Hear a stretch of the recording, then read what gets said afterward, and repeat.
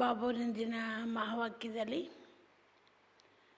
ಬಟ್ಟಿಯ ಅನುಭೂತಿ ಮಾಡಬೇಕು ಅಂದರೆ ಆತ್ಮಾಭಿಮಾನಿಗಳಾಗಬೇಕು. ಅಭಿಮಾನಿ ಆಗದ ಹೊರತು ಯೋಗನೇ ಮಾಡೋಕ್ಕಾಗಲ್ಲ, ಬಾಬನ ನೆನಪೇ ಮಾಡೋಕ್ಕಾಗಲ್ಲ, ಬಾಬರ ಹತ್ರ ಹೋಗೋಕ್ಕಾಗಲ್ಲ, ಬಾಬನ ಪ್ರೀತಿಯ ಅನುಭವ ಮಾಡೋಕ್ಕಾಗಲ್ಲ. ಏಕೆಂದರೆ ಯೋಗದ ಆಧಾರನೇ ಆತ್ಮಾಭಿಮಾನಿ ಸ್ಥಿತಿ. ಬಾಬರು ಇವತ್ತು ಬೇರೆ ಯಾವ ಸತ್ಸಂಗದಲ್ಲೂ ಕೂಡ ಆತ್ಮಾಭಿಮಾನಿಗಳಾಗುವಂಥ ಪಾಠ ಹೇಳ್ಕೊಡಲ್ಲ. ಈ ಸಬ್ಜೆಕ್ಟೇ ಇಲ್ಲ ಅವ್ರ ಹತ್ರ. ಅಂದರೆ ಬಾಬರು ಇವತ್ತು ಪರಮಾತ್ಮನ ಯಾವ ರೀತಿ ಭಕ್ತಿ ಮಾರ್ಗದಲ್ಲಿ ಪೂಜಿಸ್ತಾರೆ, ಬಿಂದು ರೂಪನ ಲಿಂಗದ ರೂಪದಲ್ಲಿ ಅದನ್ನು ಯಜ್ಞಯಾಗಗಳು ಮಾಡಿದಾಗ ಲಿಂಗ ಮಾಡ್ತಾರೆ, ಸಾಲಿಗ್ರಾಮಗಳು ಮಾಡ್ತಾರೆ, ಪೂಜಿಸ್ತಾರೆ. ಅದನ್ನೇ ರುದ್ರ ಅಂತ ಕರೀತಾರೆ. ಬಾಬುರದು ಮಹತ್ವನ ತುಂಬ ತಿಳಿಸಿದ್ದಾರೆ. ಮತ್ತು ಪರಿಸ್ಥಿತಿಯ ಸ್ಥಿತಿ ಮೂಲಕ ತಂದೆಯ ಸ್ನೇಹದ ರಿಟರ್ನು ಬಾಬುರ ಜೊತೆಯಲ್ಲಿ ಪರಿಸ್ಥಿತಿ ರೂಪದಲ್ಲಿ ನಾವು ಪರಿಸ್ಥಿತಿ ಸ್ಥಿತಿಯಲ್ಲಿದ್ದು ತಂದೆಗೆ ಸ್ನೇಹದ ರಿಟರ್ನು ನಮ್ಮ ಜೀವನದ ಸಮಾಧಾನ ಸ್ವರೂಪ. ಅದನ್ನು ಹೇಗೆ ಅಳವಡಿಸ್ಕೊಳ್ಳೋದು ಅಂತಲೂ ಹೇಳ್ತಾ ಇದ್ದಾರೆ. ಬಾಬರು ಹೇಳ್ತಾರೆ, ವ್ಯರ್ಥತೆಗೆ ಕೇರ್ಲೆಸ್ ಮಾಡಬೇಡಿ, ಮರ್ಯಾದಾ ಸ್ವರೂಪರಾಗಿರಿ. ವ್ಯರ್ಥತೆಯನ್ನು ಕೇರ್ಲೆಸ್ ಮಾಡಿ ಮತ್ತು ಮರ್ಯಾದೆಗಳಿಗೆ ಗಮನ ಕೊಡಿ. ಅದು ಕುಮಾರಿ ಜೀವನದಲ್ಲಿ ಈಶ್ವರ್ಯ ಮರ್ಯಾದೆಗೆ ಹೆಚ್ಚಿನ ಪ್ರಾಮುಖ್ಯತೆ ಕೊಡಬೇಕು. मीठे बच्चे देह अभिमान छोड़ देही अभिमानी बनो. देही अभिमानियों को ही ईश्वरीय संप्रदाय कहा जाता. ಮಧುರ ಮಕ್ಕಳೇ, ದೇಹಾಭಿಮಾನನ ಬಿಟ್ಟು ಆತ್ಮಾಭಿಮಾನಿಗಳಾಗಿ. ಇವರಿಗೆ ಅಣ್ಣ ಇಲ್ಲಿ ಪೆನ್ನು, ಬ್ಯಾಡ್ಜು, ಪುಸ್ತಕ ಎಲ್ಲ ಕೊಡೋರಿಗೆ.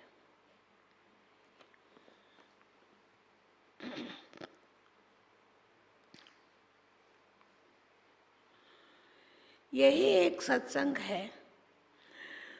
तुम बच्चे अभी जो सत्संग करते हो ये दूसरे सत्संगों से निराला है. कैसे? ದೇಹಾಭಿಮಾನನ ಬಿಟ್ಟು ದೇಹಿ ಅಭಿಮಾನಿಗಳಾಗಿ, ದೇಹಿ ಅಭಿಮಾನಿಗಳಾಗೋದೇನೆ ಈಶ್ವರ್ಯ ಸಂಪ್ರದಾಯ ಅಂತ ಹೇಳಲಾಗುತ್ತೆ. ಪ್ರಶ್ನೆ, ನೀವು ಮಕ್ಕಳು ಈಗ ಯಾವ ಸತ್ಸಂಗದಲ್ಲಿದ್ದೀರಿ ಅದು ಜಗತ್ತಿನ ಅನ್ಯ ಸತ್ಸಂಗಗಳಿಗಿಂತ ಭಿನ್ನ. ಹೇಗೆ? ಇಲ್ಲ, ಅದು ತಗೊಳ್ಳಿ, ಈ ಪುಸ್ತಕ ಲಾಂಗ್ ನೋಟ್ಬುಕ್, ಬ್ಯಾಡ್ಜು ಹಾಕ್ಕೊಳ್ಳಿ.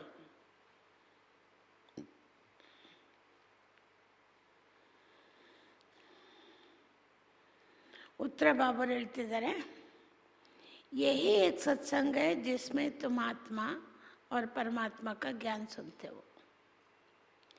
ಕೇವಲ ಇದೊಂದು ಸತ್ಸಂಗದಲ್ಲಿ ಮಾತ್ರ ನೀವು ಆತ್ಮ ಮತ್ತು ಪರಮಾತ್ಮನ ಜ್ಞಾನ ಕೇಳ್ತೀರಿ. ಇನ್ನೆಲ್ಲೂ ಜಗತ್ತಲ್ಲಿ ಆತ್ಮ ಪರಮಾತ್ಮನ ಜ್ಞಾನ ಕೇಳಲ್ಲ.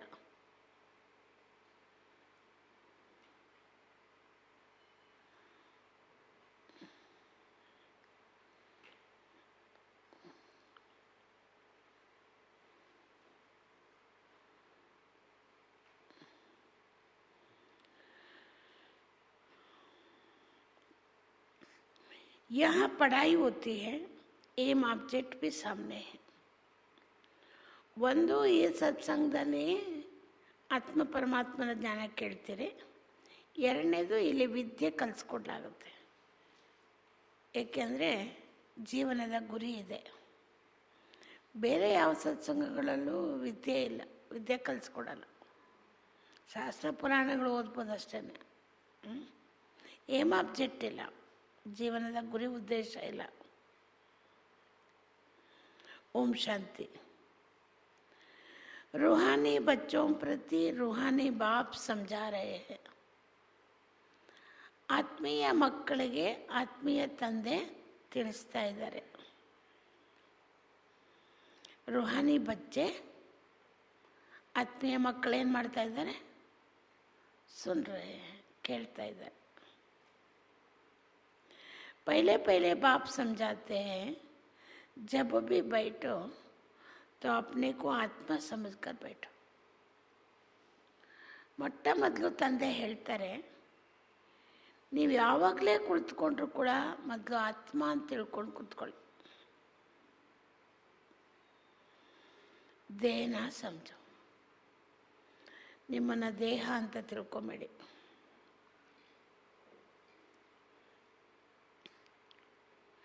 देहाभिमानी को आसुरी संप्रदाय कहा जाता.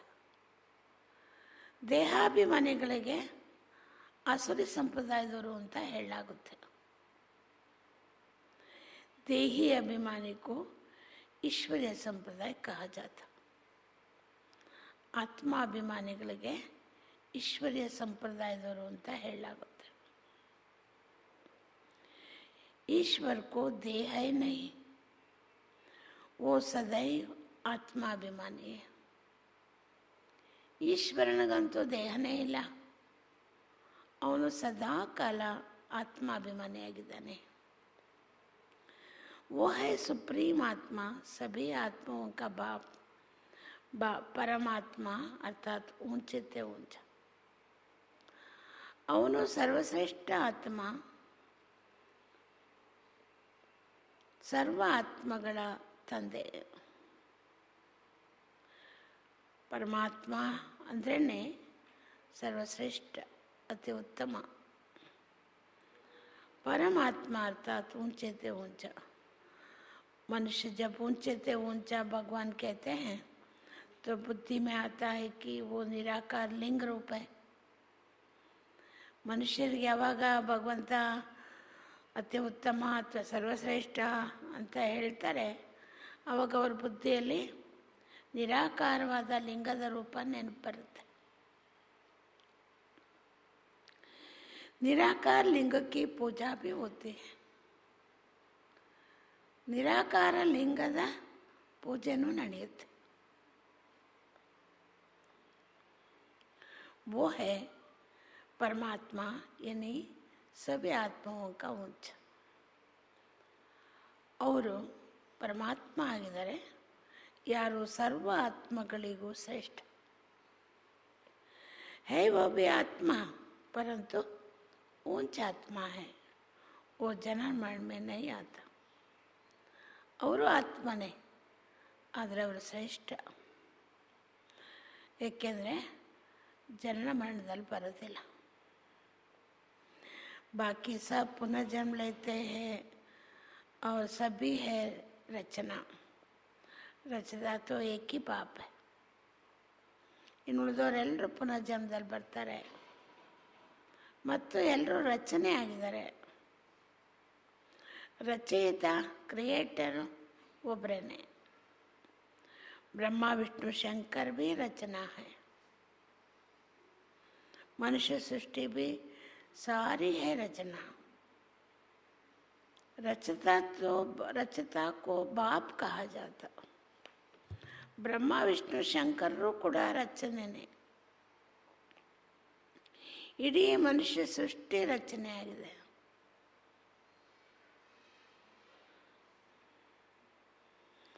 रचयिता ತಂದೆ ಒಬ್ಬರೇನೆ. पुरुष को भी रचता कहा जाता. स्त्री को अडॉप्ट करते, फिर उनसे क्रिएट करते, पालना करते, बस विनाश नहीं करते. और जो धर्म स्थापक होते हैं वो भी क्रिएट करते, फिर उनकी पालना करते. विनाश कोई भी नहीं कर सकते. बेहद का बाप जिसको परमात्मा कहा जाता, जैसे आत्मा का रूप भिंदी वैसे ही परमपिता परमात्मा का भी तो रूप भिंदी है.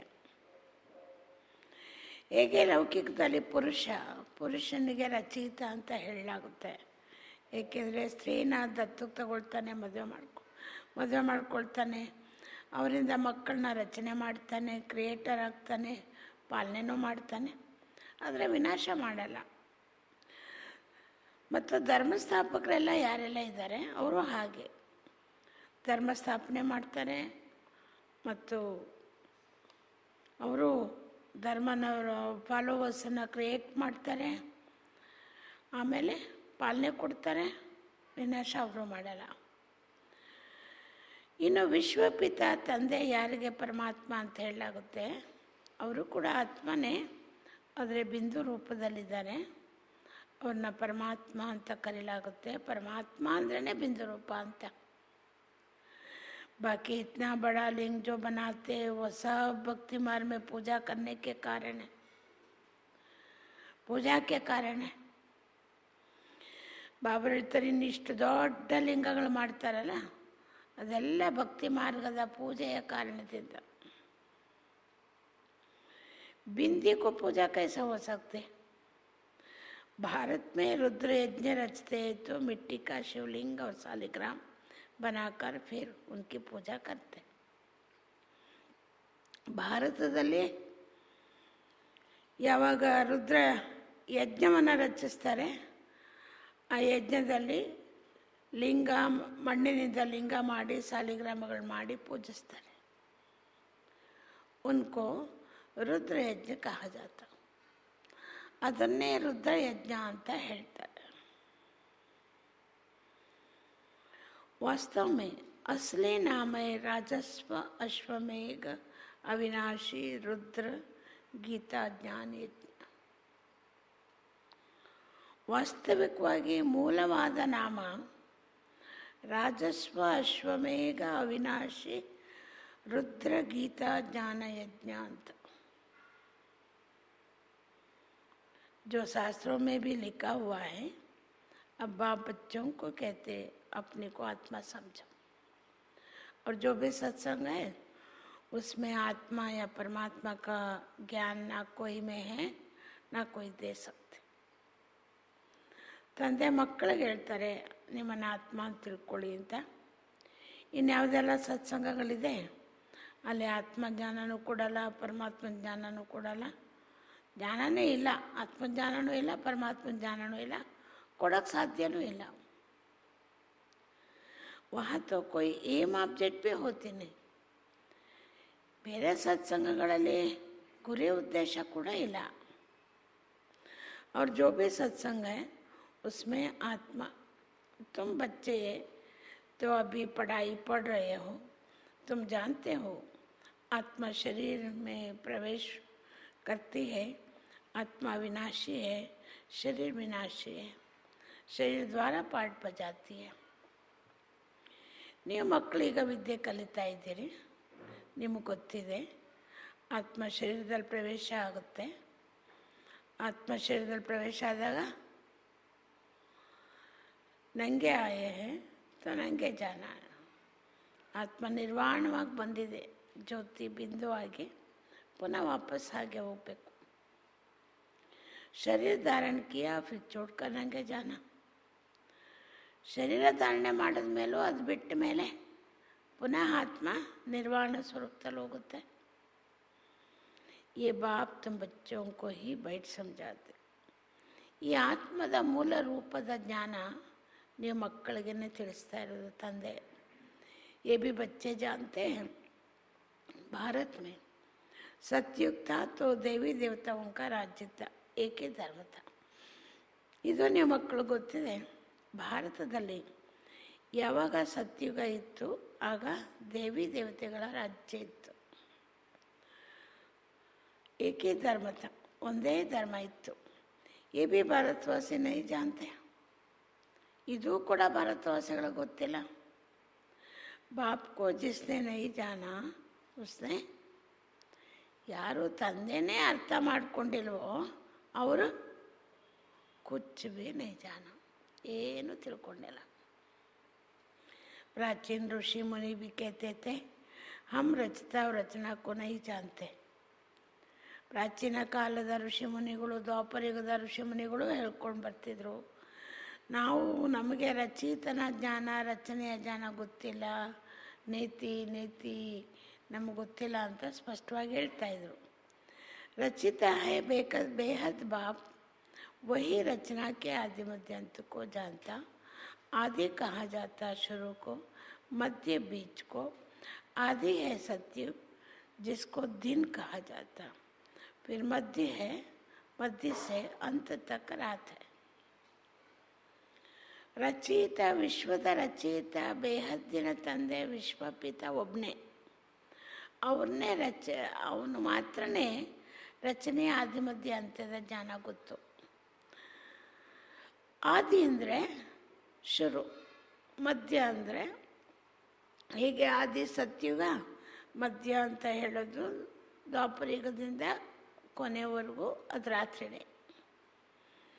ದಿನ ಹೇ ಸತ್ಯುಗ ತ್ರೇತ, ಸ್ವರ್ಗ ವಂಡರ್ ಆಫ್ ದ ವರ್ಲ್ಡ್. ಹಗಲು ಅಂತ ಹೇಳೋದು ಸತ್ಯುಗ ತ್ರೇತಾಯುಗಕ್ಕೆ. ಸ್ವರ್ಗ ಅಂದರೆ ಒಂದು ಅದ್ಭುತ ಪ್ರಪಂಚ. भारती स्वर्ग था जिसमें लक्ष्मण राज्य करते थे. ये भारतवासी नहीं जानते. बाप अभी स्वर्ग की स्थापना कर रहे हैं. ಭಾರತನೇ ಸ್ವರ್ಗ ಆಗಿತ್ತು. ಇದು ಅಲ್ಲಿ ಲಕ್ಷ್ಮೀನಾರಾಯಣ ರಾಜ್ಯಭಾರ ಮಾಡ್ತಾಯಿದ್ರು. ಇದು ಕೂಡ ಭಾರತವಾಸಿಗಳು ಗೊತ್ತಿಲ್ಲ. ಏನೇನು ಭಾರತವಾಸಿಗಳು ಗೊತ್ತಿಲ್ಲ, ಎಷ್ಟು ಪಾಯಿಂಟ್ ಗೊತ್ತಿಲ್ಲ ಅನ್ನೋದನ್ನು ನೋಟ್ ಮಾಡ್ಕೊಳ್ಳಿ. ಅವಾಗಲಿಂದ ಹೇಳಿದ್ದಾರೆ ಇದು ಭಾರತವಾಸಿಗಳು ಗೊತ್ತಿಲ್ಲ, ಇದು ಭಾರತವಾಸಿಗಳು ಗೊತ್ತಿಲ್ಲ ಅಂತ. ತಂದೆ ಬಂದು ಈಗ ಸ್ವರ್ಗ ಸ್ಥಾಪನೆ ಮಾಡ್ತಾ ಇದ್ದಾರೆ. ಬಾಪ್ कहते हैं तुम अपने को आत्मा समझो. ನಿಮ್ಮನ್ನು ನೀವು ಆತ್ಮ ಅಂತ ತಿಳ್ಕೊಳ್ಳಿ. ಮತ್ತು ಎಂಥ ಆತ್ಮ ಅಂತ ತಿಳ್ಕೊಬೇಕು ಮಣೇಣ? ಎಂಥ ಆತ್ಮ ನೀವು? ಗಂಗಣ್ಣ ಎಂಥ ಆತ್ಮ?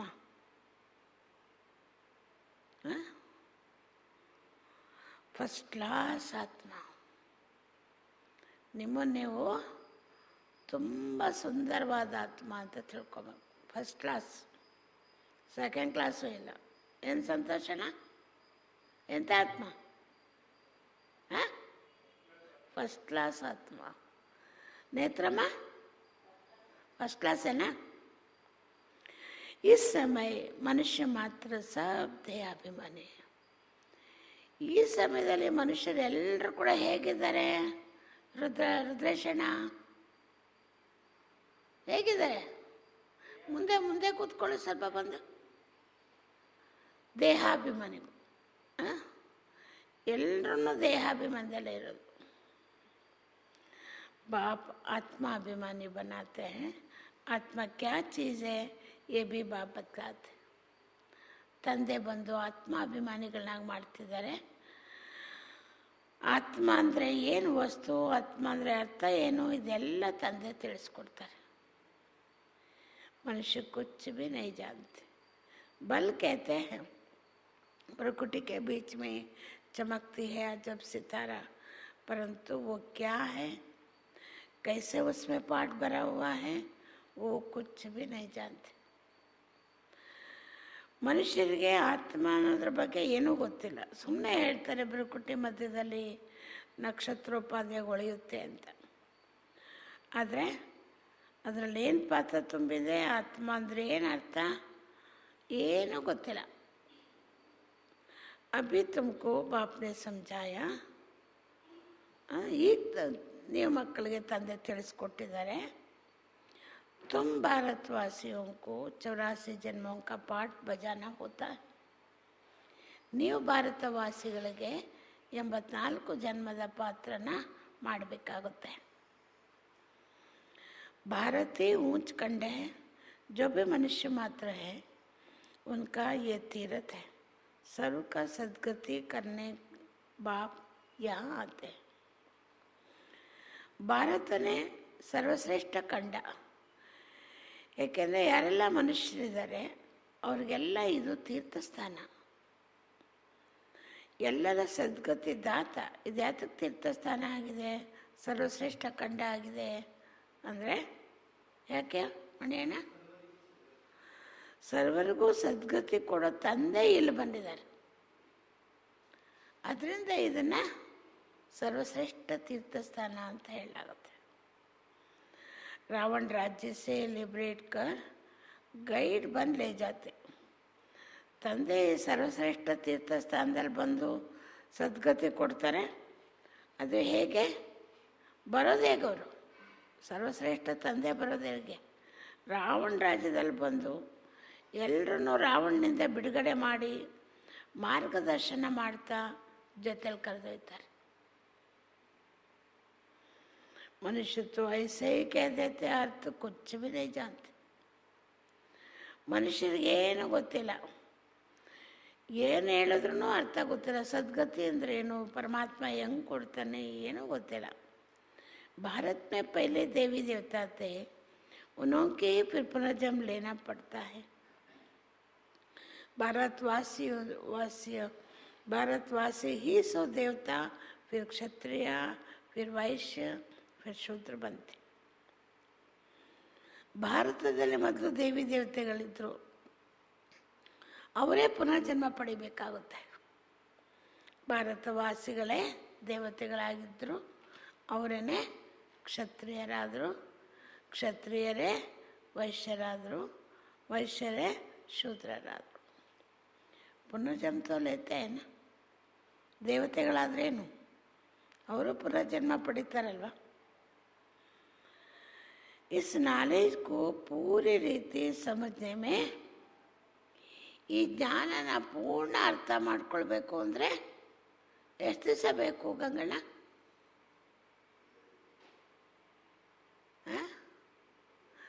7 दिन चाहिए, 7 रोज लगता, 7 ದಿವಸ ಬೇಕು. ಅದು ಏನು 7 ದಿವಸ 7 ಗಂಟೆ ಬನ್ನಿ ಅನ್ನೋದು. ಪೂರ್ಣ ಅರ್ಥ ಮಾಡ್ಕೊಳ್ಳೋ ಅಂಥವ್ರಿಗೆ 1 ಗಂಟೆ ಸಾಕಾಗಲ್ಲ. ಪತಿತ್ ಬುದ್ಧಿ ಕೋ ಪಾವನ್ ಬನಾನ, ಅಟ್ಲೀಸ್ಟ್ 7 ದಿವಸ ಬಂದು ಸ್ವಲ್ಪ ಪರಿಚಯ ಪಡಿಬೋದಷ್ಟೆ. ಏಕೆಂದರೆ ಬುದ್ಧಿಯೆಲ್ಲ ಪತಿತ ಆಗಿದೆ. ಈ ಜ್ಞಾನ ಕೇಳಿ ಪಾವನ ಮಾಡ್ಕೊಳ್ಬೋದು. ये लक्ष्मी नारायण पावन दुनिया में राज्य करते थे ना, उनका ही राज्य भारत में था, तो और कोई धर्म नहीं था. ಈ ಲಕ್ಷ್ಮೀನಾರಾಯಣರು ಪಾವನ ಪ್ರಪಂಚದಲ್ಲಿ ರಾಜ್ಯಭಾರ ಮಾಡ್ತಿದ್ರು. ಅವ್ರ ರಾಜ್ಯ ಯಾವಾಗ ಭಾರತ ದೇಶದಲ್ಲಿತ್ತು ಆವಾಗ ಬೇರೆ ಯಾವುದೇ ಧರ್ಮ ಇರಲಿಲ್ಲ, एक ही राज्य था. भारत कितना सॉल्वेंट था, हीरे जवाहरों के मालिक महल थे. फिर रावण राज्य में पुजारी बने हैं. ಲಕ್ಷ್ಮೀ ನಾರಾಯಣರು ರಾಜ್ಯಭಾರ ಮಾಡ್ತಾ ಇರಬೇಕಾದ್ರೆ ಒಂದೇ ಧರ್ಮ ಇತ್ತು, ಒಂದೇ ರಾಜ್ಯ ಇತ್ತು. ಎಷ್ಟು ಸಂಪತ್ಭರಿತವಾಗಿತ್ತು. ವಜ್ರ ವೈಡೂರ್ಯಗಳ ಮಹಲ್ ಇತ್ತು. ಅದೇ ನಂತರ ರಾವಣ ರಾಜ್ಯದಲ್ಲಿ ಬಂದು ಪೂಜಾರಿಗಳಾಗ್ಬಿಟ್ರು ಭಾರತವಾಸಿಗಳು. फिर भक्ति मार्ग में ये मंदिर आदि बनाए. सोमनाथ का भी मंदिर था ना. ನಂತರ ಭಕ್ತಿ ಮಾರ್ಗದಲ್ಲಿ ಈ ಮಂದಿರಗಳನ್ನೆಲ್ಲ ಮಾಡಿದ್ರು. ಸೋಮನಾಥನ ಮಂದಿರ ಪ್ರಥಮವಾಗಿ ಮಾಡಿದ್ರಲ್ವ. ಭಗವಂತ ಮಾಡಿದ್ದು ಅವನಿಗೆ ರಿಟರ್ನ್ ಮಂದಿರಗಳು ಮಾಡಿದ್ರು. ಇವತ್ತು ಭಗವಂತನ ಹೆಸರಲ್ಲಿ ಎಲ್ಲ ಚಿನ್ನ ಮತ್ತು ರತ್ನಗಳನ್ನೆಲ್ಲ ಮಂದಿರದಲ್ಲೇ ಇಡ್ತಾರೆ. ಏಕೆಂದರೆ ಭಗವಂತ ಕೊಟ್ಟಿದಂತೆ. ಇವತ್ತು ನಮ್ಮ ಶ್ರೀಮಂತ ದೇವಸ್ಥಾನಗಳು ನಮ್ಮ ಭಾರತ ದೇಶದಲ್ಲಿ ಎಷ್ಟೊಂದಿದೆ. ಭಾರತ ಯಾವತ್ತೂ ಬಡ ದೇಶ ಅಲ್ಲ. ಈ ದೇವಸ್ಥಾನಗಳಿರೋದು ತೆಗೆದ್ರೆ ಎಲ್ಲ ಎಷ್ಟು ಸಮೃದ್ಧ ಆಗ್ಬೋದು. ಆದರೆ ಸ್ಥೂಲವಾಗಿ ಆರ್ಥಿಕ ಸ್ಥಿತಿಗತಿಯನ್ನು ನೋಡಿ ಎಲ್ಲ ಪತನ ಆಗ್ಬಿಟ್ಟಿದೆ, ಕಡಿಮೆ ಆಗ್ಬಿಟ್ಟಿದೆ ಅಂತ ಚಿಂತೆ ಮಾಡ್ತಾರೆ. ಮೂಲತಃ ನಮ್ಮ ದೇಶ ಸಂಪದ್ಭರಿತ, ಆವಾಗಲೂ ಇತ್ತು, ಈಗಲೂ ಇದೆ. ಅದು ಉಪಯೋಗಿಸ್ತಾ ಇಲ್ಲ ಅಷ್ಟೇ, ಹಂಗೆ ಕೂಡಿಟ್ಕೊಂಡಿದ್ದಾರೆ. ಒಂದು ಸರಿ ಮೈಸೂರಲ್ಲಿ ಒಂದು ಮನೆಯಲ್ಲಿ ಪೂಜೆ ಮಾಡ್ತಾಯಿದ್ರು. 3 ಇದು ಸಾಲಿಗ್ರಾಮದ ಥರ ಇತ್ತು. ಅದೆಲ್ಲ ತುಂಬ ಪೂಜೆ ಮಾಡಿ ಮಾಡಿ ಮಣ್ಣು ತುಂಬ್ಕೊಂಬಿಟ್ಟಿತ್ತು. ಅದಕ್ಕೆ ಅವ್ರು ತಲಾಂತರದಿಂದ ಪೂಜೆ ಮಾಡ್ಕೊಂಡು ಬಂದಿದ್ರು. ಕೊನೆಗೆ ಒಬ್ಬ ವ್ಯಕ್ತಿ ಇದೇನು ಇಷ್ಟೊಂದು ಮಣ್ಣು ತುಂಬಿದೆಯಲ್ಲ ಅಂತ ಒಂದು ಸ್ವಲ್ಪ ಕೆರೆದ್ರೆ ಬೆಳಕು ಬಂದ್ಬಿಡ್ತು. ಇದೇನು ಇಷ್ಟೊಂದು ಬೆಳಕು ಬರ್ತಿದೆಯಲ್ಲ ಅಂತ ಇನ್ನೊಂದು ಸ್ವಲ್ಪ ಕರೆದ್ರು. ಮನೆಯೆಲ್ಲ ಬೆಳಕು ಅವನಿಗೆ ಕಣ್ಣೇ ಬಿಡಲಿಕ್ಕಾಗ್ತಿಲ್ಲ. ಆಮೇಲೆ ಇದೇನು ಇಷ್ಟೊಂದು ಬೆಳಕು ಬರುತ್ತೆ ಅಂತ ಬೇರೆಯವರೆಲ್ಲ ಕರ್ಕೊಂಬಂದು ತೋರಿಸಿದ್ರೆ ಅದು ವಜ್ರ 3 ಎಷ್ಟು ದೊಡ್ಡ ದೊಡ್ಡದು ವಜ್ರ ವಿಶ್ವ ಬ್ಯಾಂಕಿಗೆ ಕೊಟ್ಟರು. ಅದು ನಮ್ಮ ಭಾರತ ದೇಶ ಏನು ವಿಶ್ವದ ಅನೇಕ ದೇಶಗಳನ್ನು ನೋಡ್ಕೊಬೋದು, ಅಷ್ಟು ಸಂಪತ್ತದ್ರೊಳಗೆ. ಅದು ನಮ್ಮ ಇಂಡಿಯಾದೇ ತಾನೆ. ಇವಾಗಲೂ ಅದನ್ನು ಹಾಗೆ ಇಟ್ಟಿದ್ದಾರೆ, ಅದೆಲ್ಲ ಮಾರಿಬಿಟ್ಟು ಉಪಯೋಗಿಸಲ್ಲ. ನಮ್ಮ ದೇಶ ಎಷ್ಟು ಚೆನ್ನಾಗಿರ್ಬೋದಲ್ವ. ಏಕೆಂದರೆ ಆ ಸಮಯದಲ್ಲಿ ನನಗೆ ವಿದೇಶದವರು ಒಂದು ಇದು ಕಳಿಸಿದ್ರು ಇಮೇಲು, लक्ष्मीबेन आपको पता है आपके मैसूर में डायमंड मिला है, इतना डायमंड मिला है सो सारा विश्व को संभाल सकता है, इतना पैसा है, हैं? फिर भक्ति मार्ग में ये मंदिर आदि बनाए. सोमनाथ का भी मंदिर था ना, एक मंदिर तो नहीं होगा. यहाँ भी शिव के मंदिर में इतने तो हीरे जवाहर थे जो मोहम्मद गजीन ऊंट पर भरकर ले गए. ಸೋಮನಾಥ ದೇವಾಲಯದಲ್ಲಿ ಎಷ್ಟು ವಜ್ರ ವೈಡೂರ್ಯಗಳು ತುಂಬಿತ್ತು ಅಂದರೆ, ಮೊಹಮ್ಮದ್ ಗಜ್ನಿ ಬಂದು 17-18 ಬಾರಿ ಒಂಟೆ ಮೇಲೆ ಅದನ್ನೆಲ್ಲ ತುಂಬ್ಕೊಂಡು ಎತ್ಕೊಂಡೋದ್ರು ಸುರಂಗ ಮಾರ್ಗದಲ್ಲಿ. इतने मारते ऊंट तो क्या लाखों ऊंट ले आए तो भी बना सके. ಒಂದು ಒಂಟೆ ಅಲ್ಲ, ಲಕ್ಷಾಂತರ ಒಂಟೆ ತೊಗೊಂಬಂದು ತುಂಬ್ಕೊಂಡೋದ್ರೂ ಅದು ಮುಗಿಲಿಲ್ಲ. सतयुग में सोने हीरे जवाहरों के तो अनेक महल थे. ಸತ್ಯುಗದಲ್ಲಿ ಚಿನ್ನ ವಜ್ರ ವೈಡೂರ್ಯಗಳ ಮಹಲ್ ಅಂತೂ ಬೇಕಾದಷ್ಟಿತ್ತು, ಅನೇಕ ಇತ್ತು. ಮೊಹಮ್ಮದ್ ಗಜ್ನಿ ಇತ್ತು, ಅಬ್ಬಿ ಆಯ. ಮೊಹಮ್ಮದ್ ಗಜ್ನಿ ಬರೀ ಈಗ ದ್ವಾಪರಯುಗದಲ್ಲಿ ಒಂದು ದೇವಸ್ಥಾನಕ್ಕೆ ಬಂದ ಅಷ್ಟೇ. ಸತ್ಯುಗದಲ್ಲಿ ಬಂದಿದ್ದು ತುಂಬ ಸಿಗ್ತಿತ್ತು ಅವನಿಗೆ, ಆದರೆ ಬರೋಂಗಿಲ್ವಲ್ಲ. ದ್ವಾಪರ ಮೇ ಬಿ ಕಿತ್ತನೆ ಮಹಲ್ ಆದಿ ಹೋತೆ. ದ್ವಾಪರದಲ್ಲೂ ಕೂಡ ಎಷ್ಟೊಂದು ಅರಮನೆಗಳು. ಇವತ್ತಿಗೂ ಲಂಡನ್ನಲ್ಲಿ ಒಂದು ಮ್ಯೂಸಿಯಂ ಮಾಡಿದ್ದಾರೆ, ಎಸ್ಕಲೇಟ್ ಮ್ಯೂಸಿಯಂ. ಎಲ್ಲ ರಾಜರುಗಳು ಹಿಂದೆ ಅವರ ಸೇಫ್ಟಿ ಕವಚಗಳಿದೆಯಲ್ಲ ಅದೆಲ್ಲ ಚಿನ್ನದೇನೆ, ಬೆಲ್ಟು ಕವಚಗಳು ಅದೆಲ್ಲ ಇಟ್ಟಿದ್ದಾರೆ. ಎಲ್ಲ ದೇಶದ ರಾಜರುಗಳದ್ದು ಅದರೊಳಗಿಟ್ಟು ಅಲ್ಲಿ ಯಾರು ನಿಂತ್ಕೊಂಡು ನೋಡೋಂಗಿಲ್ಲ, ಎಸ್ಕಲೇಟರ್ ಸುತ್ತಾ ಇರಬೇಕು. ಮತ್ತು ನಮ್ಮದು ಕೊಯ್ನೂರು ವಜ್ರ ಅದನ್ನು ಲಂಡನ್ನಲ್ಲಿ ಒಂದು ಮ್ಯೂಸಿಯಮಲ್ಲಿ ಇಟ್ಟಿದ್ದಾರೆ. ಪಂಜಾಬ್ ರಾಜ ಲಂಡನ್ಗೆ ಕೊಟ್ಬಿಟ್ಟ, ಅದನ್ನು ಅಲ್ಲಿ ತೋರಿಸ್ತಾರೆ, ಅದೆಲ್ಲ ಹಿಸ್ಟ್ರಿನೂ ಹೇಳ್ತಾರೆ.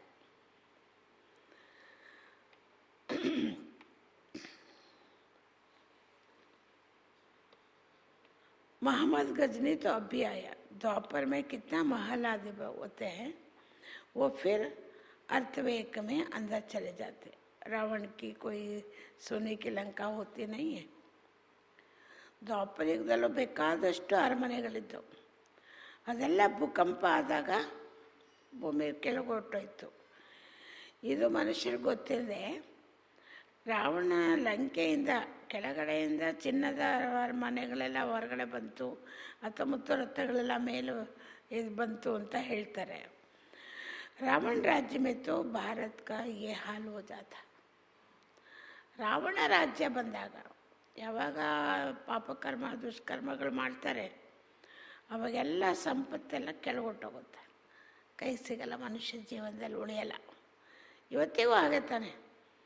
ಯಾವ ಮನುಷ್ಯ ಹತ್ರ ಇರುತ್ತೆ ಅವನು ಯಾವುದೋ ದುರ್ನಡತೆಗೆ ಸಿಕ್ಕಾಕ್ಕೊಂಡ, ದುರಾಲೋಚನೆ ಮಾಡ್ತಾ ಇದ್ದ, ದುಷ್ಕರ್ಮ ಮಾಡ್ದ ಅಂದರೆ ಅವನ್ನೆಲ್ಲ ಕಳ್ಕೊಂಬಿಡ್ತಾನೆ. ನಮ್ಮ ದೇಶದಲ್ಲಿ ಎಲ್ಲ ರಾಜರುಗಳು ಕೆಟ್ಟ ನಡವಳಿಕೆಯಲ್ಲಿ ಬಂದಾಗಲೇ ಮೊಘಲರು ಅವ್ರ ಮೇಲೆ ವಿಜಯಿಗಳಾಗಿ ಅವ್ರನ್ನ ಆವರಿಸ್ಕೊಂಡು ಅವರ ಮೇಲೆ ಆಡಳಿತ ನಡೆಸಿ ನಮ್ಮ ದೇಶನ ಗೆದ್ದುಬಿಟ್ಟು ಬಂದರು. ಎಲ್ಲ ರಾಜರುಗಳು ಮನೋಸ್ಥಿತಿ ಕೊನೆಯಲ್ಲಿ ವಿಕಾರಿ ಜೀವನದಲ್ಲಿ ಪತನ ಆಯಿತು. 100% ಸಾಲ್ವೆಂಟ್ ಇರ್ರಿಲಿಜಿಯಸ್ 100% irreligious, 100 unrighteous, insolvent, पतित विशेष नई दुनिया को कहा जाता वैसेस. ಇವತ್ತು ಭಾರತದ ಸ್ಥಿತಿ ರಾವಣ ರಾಜ್ಯದಲ್ಲಿ ಏನಾಗಿದೆ ಅಂದರೆ 100% ಇರಲಿಜಿಯಸ್, 100% ಅಧರ್ಮ, ಧರ್ಮನೇ ಇಲ್ಲ, ಮತ್ತು ಅನ್ರೈಟಿಯಸ್ 100% ಅಸತ್ಯತೆ.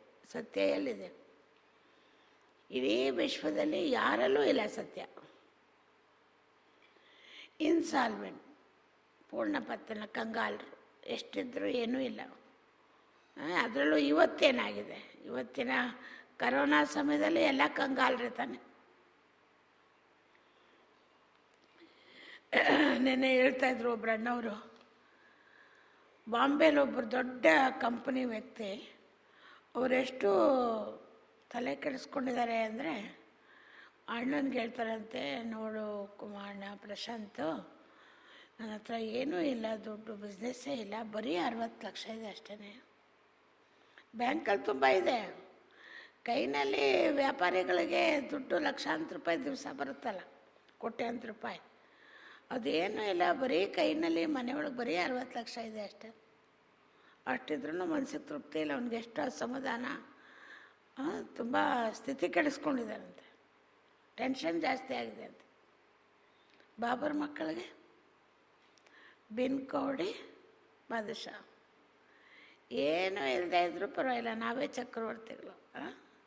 ಬಾಬಾನು ನಮ್ಮನ್ನು ಹಂಗೆ ಇಟ್ಟಿದ್ದಾರೆ, ಆನಂದವಾಗಿ ಖುಷಿಯಾಗಿ. ಊಟ ಇಲ್ದಂಗಂತೂ ಸಾಯಿಸಲ್ಲ ಬಾಬಾ, ಎಲ್ಲ ಮಕ್ಕಳಿಗೂ ಊಟ ಕೊಡ್ತಾರೆ, ಜೀವನನ ಸುರಕ್ಷಿತವಾಗಿಡ್ತಾರೆ.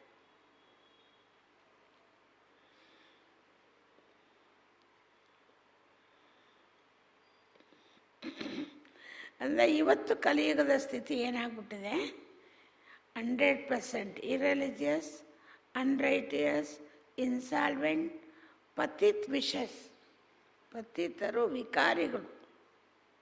ಇಷ್ಟು 4 ಸ್ಥಿತಿಗಳನ್ನು ಬಾಬಾ ವರ್ಣಿಸ್ತಾರೆ, ದುಸ್ಥಿತಿಗಳನ್ನು. नई दुनिया को कहा जाता वॉइसलेस. भारत शिवालय था जिसको वंडर ऑफ द वर्ल्ड कहा जाता. बहुत थोड़े मनुष्य थे. ಭಾರತ ಶಿವಾಲಯ ಆಗಿತ್ತು, ಅದನ್ನೇ ಅದ್ಭುತ ಪ್ರಪಂಚ ಅಂತ ಹೇಳೋದು. ಅಲ್ಲಿ ಭಾಳ ಕಡಿಮೆ ಮನುಷ್ಯರಿದ್ದರು. ಅಭೀತು ಇವತ್ತಂತೂ ಕರೋಡೋ ಮನುಷ್ಯ, 750 ಕೋಟಿಗೂ ದಾಟಿದಾರಂತೆ ಇವತ್ತು. विचार करना चाहिए ना. अभी तुम बच्चों के लिए यह पुरुषोत्तम संगम युग है, जबकि बाप तुमको पुरुषोत्तम पारस बुद्धि बना रहे. ಈ ಪ್ರಪಂಚ ಯಾವ ಸ್ಥಿತಿ ಬಂದಿದೆ ಅಂತ ವಿಚಾರ ಮಾಡಬೇಕಲ್ವಾ, ಹೇಗಿತ್ತು ಏನಾಗಿದೆ ಅಂತ. ಈಗ ನೀವು ಮಕ್ಕಳಿಗೆ ತಂದೆ ಈ ಪುರುಷೋತ್ತಮ ಸಂಗಮ ಯುಗದಲ್ಲಿ ನಿಮ್ಮನ್ನು ಪುರುಷೋತ್ತಮರನ್ನಾಗಿ ಮಾಡ್ತಿದ್ದಾರೆ, पारस बुद्धि उल्लवरನ್ನಾಗಿ ಮಾಡ್ತಿದ್ದಾರೆ. बाप मनुष्य से देवता बनने की तुम्हें सुमत देता. ತಂದೆ ನಿಮ್ಮನ್ನು ಮನುಷ್ಯರಿಂದ ದೇವತೆಗಳಾಗೋದಕ್ಕೆ ಸುಮತ, ಶ್ರೇಷ್ಠ ಮತವನ್ನು ಕೊಡ್ತಾರೆ. ಎಲ್ಲರ ಮತಿ ಹಾಳಾಗಿದೆ, ಬುದ್ಧಿ ಕೆಟ್ಟಿದೆ, ಅವ್ರಿಗೆಲ್ಲ ಬಾಬುರು ಇವತ್ತು ಸದ್ಬುದ್ಧಿ ಕೊಡ್ತಾ ಇದೆ. बाप की मत के लिए ही गाया जाता, तुम्हारी गत मत न्यारी है. इनका भी तो अर्थ कोई नहीं जानते. ಭಗವಂತ ನಿನ್ನ ಗತಿ ಮತಿಗಳೆಲ್ಲ ಭಿನ್ನ ಅಂತ ಹೇಳ್ತಾರೆ, ಇದರ ಅರ್ಥ ಯಾರಿಗೂ ಗೊತ್ತಿಲ್ಲ. ತಂದೆಯಿಂದ ಆಗುವಂಥ ಪ್ರಾಪ್ತಿ ಏನು, ಅದಕ್ಕೆ ಕೊಡುವಂಥ ಮತ ಯಾವುದು, ನಮ್ಮ ಮತ ಎಷ್ಟು ಶ್ರೇಷ್ಠ ಆಗುತ್ತೆ, ಇದೇನೂ ಗೊತ್ತಿಲ್ಲ. बाप समझाते हैं, मैं ऐसा श्रेष्ठ मत देता हूँ जो तुम देवता बन जाते हो.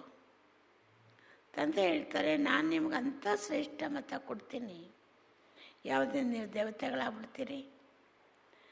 अब कलयुग पूरा होता, पुरानी दुनिया का विनाश सामने खड़ा है.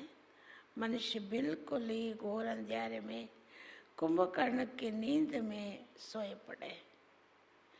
क्योंकि कहते हैं शास्त्रों में लाखों बरस है, कलयुग तो अभी बच्चा है, 40,000 ಬರಸ್ ಪಡ है।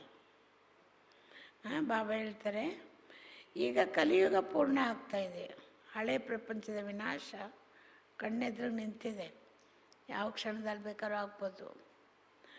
ಆದರೆ ಮನುಷ್ಯರು ಎಷ್ಟು ಘೋರಾಂಧಕಾರದಲ್ಲಿ ಕುಂಭಕರ್ಣ ನಿದ್ರೆಯಲ್ಲಿ ಮಲಗಿದ್ದಾರೆ ಅಂದರೆ, ಅವರು ಯಾಕೆಂದರೆ ಅವ್ರಿಗೆ ಶಾಸ್ತ್ರದಲ್ಲಿ ಬರೆದಿದ್ದಾರಲ್ಲ, ಇನ್ನೂ ಕಲಿಯುಗ ಮಗು 40,000 ವರ್ಷ ಇದೆ ಅಂತ. ಆ ರೀತಿ ತಿಳ್ಕೊಂಡು ಅವರು ಆರಾಮಾಗಿದ್ದಾರೆ. 84 लाख योनियाँ समझने के कारण कल्प की आयु भी लंबी चौड़ी करती. ಎರಡನೇದು 84 ಲಕ್ಷ ಜೀವರಾಶಿ ಯೋನಿಯಲ್ಲಿ ಮನುಷ್ಯ ಬರ್ತಾನೆ ಅಂತ ಬರೆದಿರೋದ್ರಿಂದ ಕಲ್ಪದ ಆಯಸ್ಸನ್ನು ಕೂಡ ತುಂಬ ಉದ್ದ ಮಾಡಿಬಿಟ್ಟಿದ್ದಾರೆ. वास्तव में 5,000 बरस. बाप समझाते तुम 84 जन्म लेते हो, ना कि 84 लाख. ವಾಸ್ತವಿಕವಾಗಿ ಇದಕ್ಕೆ ಕೇವಲ 5,000 ವರ್ಷ. ನೀವು ಮಕ್ಕಳು, ತಂದೆ ಹೇಳ್ತಿದ್ದಾರೆ, ನೀವು 84 ಜನ್ಮ ಪಡಿತೀರಿ ವಿನಃ 84 ಲಕ್ಷ ಜೀವರಾಶಿಯು ನಿಲ್ ಬರಲ್ಲ. ಕೇಳಿಸ್ತಾ ಇದೆಯಾ ಕುಮಾರ? ಎಲ್ಲ ದೀಪ ಏನು ಪಪ್ಪಯ್ಯ?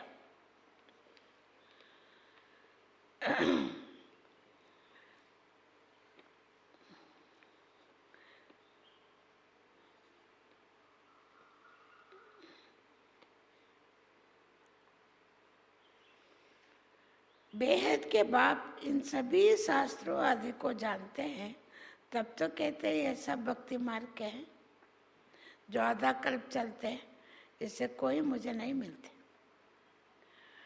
ವಿಶ್ವ ಪಿತಾ ತಂದೆ ಈ ಎಲ್ಲ ವೇದಶಾಸ್ತ್ರಗಳ ರಹಸ್ಯ ಗೊತ್ತಿದೆ ಅಲ್ವಾ, ಅದನ್ನು ತಂದೆ ಹೇಳ್ತಾರೆ ಇದೆಲ್ಲ ಭಕ್ತಿ ಮಾರ್ಗದ್ದು ಅಂತ. ಅರ್ಧ ಕಲ್ಪ ನಡೆಯುತ್ತೆ, ಅದರಿಂದ ನನ್ನನ್ನು ಯಾರೂ ಪಡೆಯಲ್ಲ ಅಂತ. ये भी विचार करने की बात है कि अगर कल्प के आयु लाखों बरस दे, फिर तो मुख्य संख्या बहुत होनी चाहिए. ಇದನ್ನು ವಿಚಾರ ಮಾಡುವಂಥ ಮಾತು. ಒಂದು ವೇಳೆ ಕಲ್ಪಕ್ಕೆ ಲಕ್ಷಾಂತರ ವರ್ಷ ಹೇಳಿಬಿಟ್ರೆ ಸಂಖ್ಯೆನೂ ತುಂಬ ಆಗ್ಬಿಡುತ್ತೆ. ಇವಾಗಿರೋ ಸಂಖ್ಯೆನೇ ತಡ್ಕೊಳಕ್ಕಾಗಲ್ಲ, ಇನ್ನೂ ಆಗ್ಬಿಟ್ರೆ ಏನಾಗ್ಬೋದು. जबकि क्रिश्चियन की संख्या 2000 बरस में इतनी हुई है.